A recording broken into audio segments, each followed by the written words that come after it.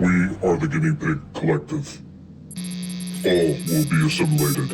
Resistance is futile. Clytus, I'm bored. What plaything can you offer me today? Welcome back again as we are hanging out with Rorschach, the superhero pig. What's up, Rorschach? Oh, Rorschach's hanging out, and of course you know what that means. It's superhero related. So, from Neca in conjunction with King's features, we got the original superheroes, we got Flash Gordon, we got Ming The Merciless, 33 points of articulation. Another one that I've had for quite some time, finally getting around to doing this review. And much like the Flash Gordon and the Phantom, I feel that this one is pretty much going to fall in line with how those ones perform. But you never know. Let's go ahead and get this one out of the box and take a look at it. We go right out of the box with Ming The Merciless. This one is very much almost the same type of mold as the Phantom and the Flash Gordon one. I will say that the arm joints on this one, they feel a little bit sturdier on this side, but not this side. So it was the opposite for Flash Gordon. This one feels a little weaker. This one feels fine. Another problem I know, huge defect right here in the toe. Like, this is as far down as it goes. It doesn't go flat, where this other side goes completely flat, no problem whatsoever, and it's actually a nice tight toe joint right there. This one, kind of loose, doesn't even go very far up because it's all fucked up. Like, seriously, Neca, what is up with that shit?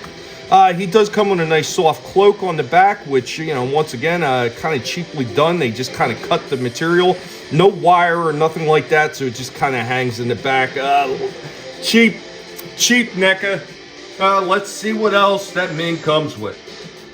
I know who you are. Much like the Flash Gordon, he has a lot of the same articulation, double jointed knees, double jointed elbows, pivots at the wrist and turn, decent rockers and pivots down at the feet. He does have toe joint manipulation, which is kind of iffy at best, especially on the one side where it doesn't turn at all, Neca. The ball joints up at the hips that actually do turn and move up a little bit, but unfortunately you have, as once again, as Vinny says, the restrictive diaper around the waist, which kind of limits his legs actually moving up. He could turn at the waist. He's got that T-joint waist cut, and then of course he's got a nice ball and turn up at the head.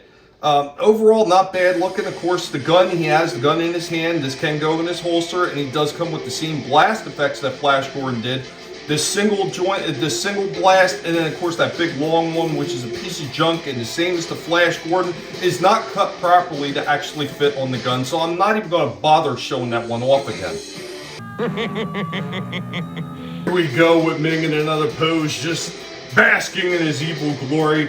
He does come with 2 extra hands on this one. This one is actually showing off the ring really nice on there. And unlike Flash Gordon, he does actually have boot cuts.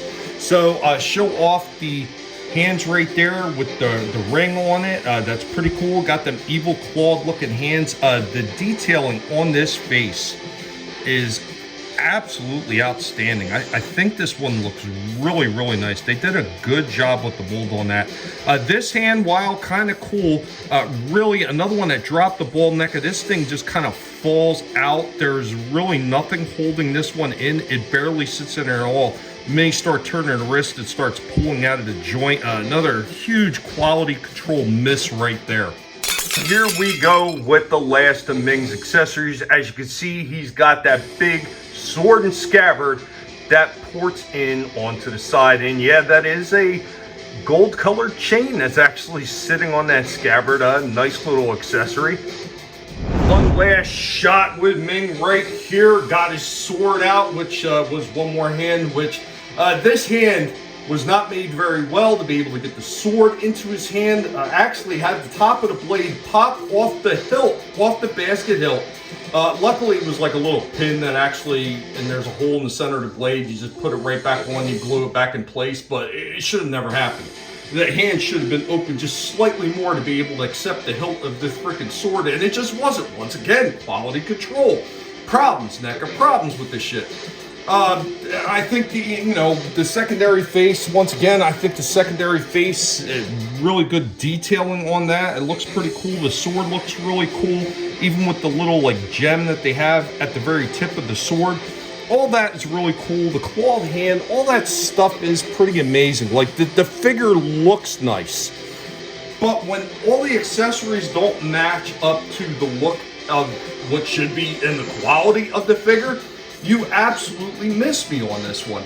And it really is a shame. Once again, looking very good, looking very much like comics, like the old cartoons or a cross in between them. Really well done as far as the likeness, but once again, it's the finer points. The toe being absolute a piece of shit, and it doesn't even move, and it freaking, like, really, this should not happen.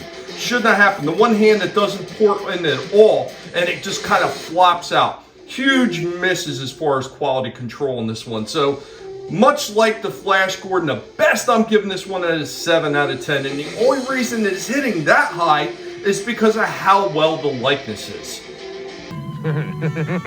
Brave words. Perhaps your anger can best be used in the arena. Wait, guys, that is all we have on this one. What did you think of our assessment of this figure? Do you think we were harsh? Do you think we were spot on? As usual, we always try to give a very fair and honest review on all these things because we have some integrity, which some of the other reviewers I noticed do not have. But overall, though, this one does look like Ming the Merciless, so we do enjoy that aspect of it, and it is really a shame it took this long to get around to this review, but better late than never. Anyway, guys, be sure to let Rorschach, the superhero pig, know what you thought about this one. Later, y'all.